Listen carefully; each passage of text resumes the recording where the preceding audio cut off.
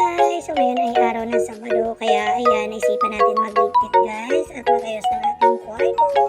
So dito talaga sa kwarto ko guys, ay sobrang kalat talaga since dito po ako gumagawa ng mga paperworks guys at nandito din ang printer ko, kaya naman dito ako nag-gugupit ng mga kung ano-anong anik-nikan guys. Kaya naman, pasensya nyo na guys na sobrang kalat talaga dyan.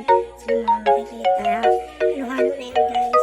Yung mga laruan ko yan ni baby at mga gamit niya na nagkalat lang din dyan since si kuya lang talaga nagbabantay sa kanya guys. Kaya yun, okay lang na hindi siya makapag-ligpit, basta yung bata talaga guys ang priority guys. So hindi pwedeng malingat, kaya naman sabi ko sa kanya, hayaan na lang muna ang kalat, di bali na yan, ako nang bahala dyan pag wala namang pasok.